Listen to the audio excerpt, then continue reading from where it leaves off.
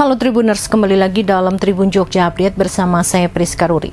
Sebanyak 35 orang dilaporkan tewas dan 43 orang lainnya menderita luka-luka dalam peristiwa tabrak lari yang terjadi di Sport Center Kota Zhuhai, Cina pada Senin 11 November 2024 malam kemarin. Pada saat itu, seorang lansia berinisial Van memacu mobil SUV-nya dan menabrak puluhan orang yang sedang berolahraga. Tersangka kemudian melarikan diri sebelum akhirnya ditemukan polisi ketika tengah melukai dirinya sendiri di dalam mobil. Sementara itu, para korban tampak bergelimpangan di jalanan dan trotoar. Sebagian di antaranya merupakan warga berusia muda, namun tak sedikit pula warga lansia yang juga sedang berolahraga. Apalagi pada saat itu sedang digelar acara pertunjukan udara sipil dan militer yang berlangsung hingga 17 November 2024 mendatang.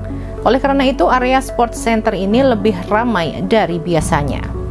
Pihak kepolisian setempat mengatakan tersangka disebut sedang dalam kondisi marah karena tidak puas dengan keputusan pembagian harta dalam sidang perceraiannya.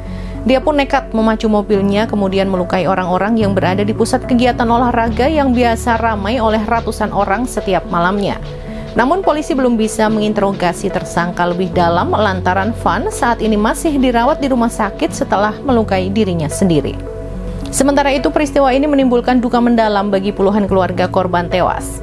Pada saat yang sama, kejadian ini juga menuai kemarahan dan kecaman publik.